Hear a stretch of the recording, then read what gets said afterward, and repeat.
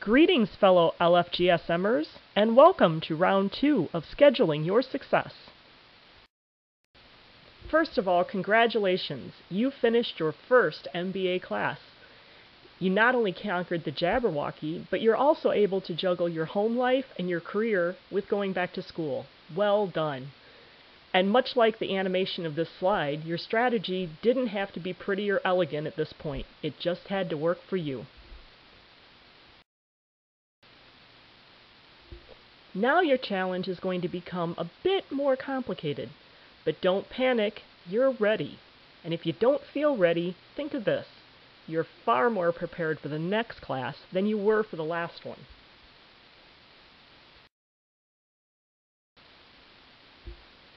Remember what we said about planning back in August?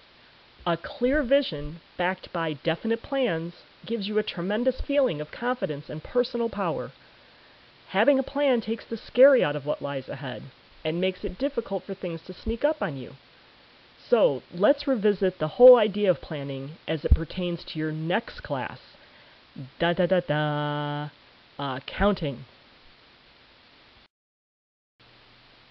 We're going to start by thinking about what you learned during your first semester at Lake Forest. Think about how you managed to get everything done. Maybe it didn't happen as smoothly as you would have liked, but that's okay.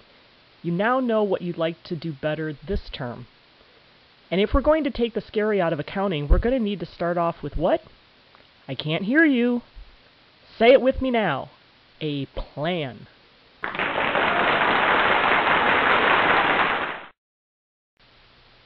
You can use whatever tool makes the most sense to you. Would you never leave home without your smartphone? Android, Apple, and BlackBerry all have apps to help you create and manage a schedule. Feeling a little retro?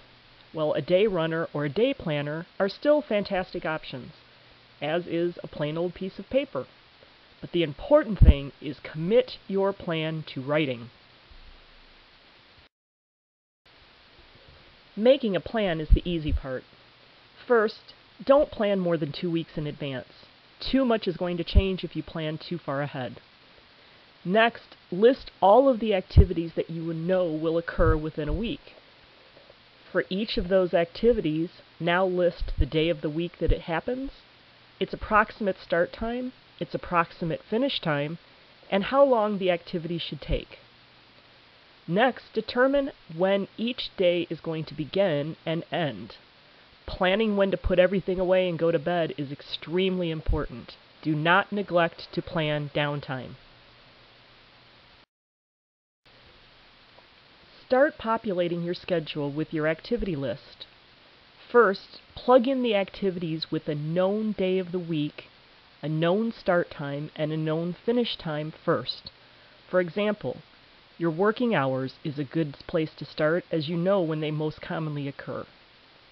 Next, fill in any activity that has a set day of the week but a flexible time.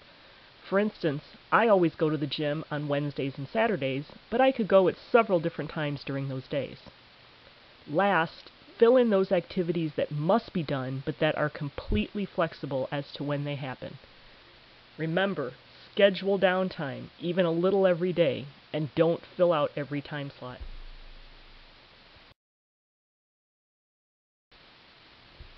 Here is an example of my favorite type of project plan, the list.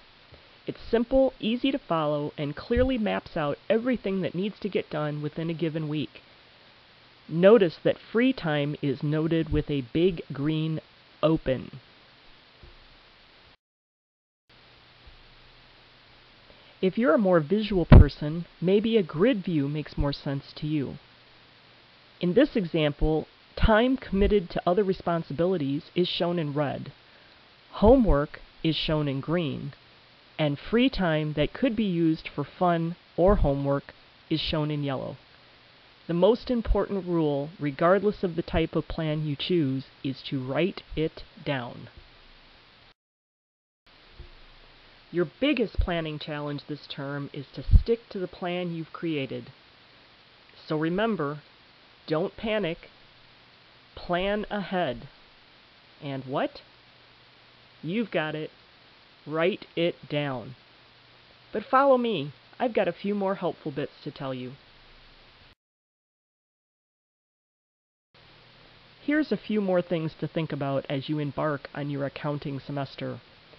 First, continue to use the tool format you've chosen and stick to it. It's going to help you anticipate what's coming next, and it will lessen the fire drills. Next, stay flexible. No matter how good you are at planning, something is always going to come up. Remember the quote, "The best laid plans"? Be good to yourself. Remember, sometimes you're going to have an off day, you're going to miss a deadline, or you're not going to deliver your best. Congratulations, you're human. Please don't beat yourself up. And last, ask for help. When you get overwhelmed, and you probably will, send up a flare. Remember, succeeding with assistance feels a whole lot better than tanking all by yourself. There is a very important benefit to getting your MBA with Lake Forest. See those guys there? That's your safety net, the accounting brigade in this case, and it's never more than just a phone call away. This semester, Lake Forest is offering a free Introduction to Microsoft Excel class. Ask a staff member for details, but let me assure you, whether you're an Excel novice or just needing to brush up on some rusty skills, knowing Excel is going to make that accounting class a whole lot easier. Want a little more individualized loving care? Contact the registrar's office and ask how to be paired up with a tutor. Think of it as your own personal secret accounting weapon. Better yet, if you've got a friend, a family member, or a teammate who happens to be an accountant, what are you going to do? That's right, you're going to ask for help. But at the end of the day, if you're just so overwhelmed and can't think who to call me. My contact information is shown here, and don't worry, I'll for sure get you pointed in the right direction. Now, let's go do some accounting.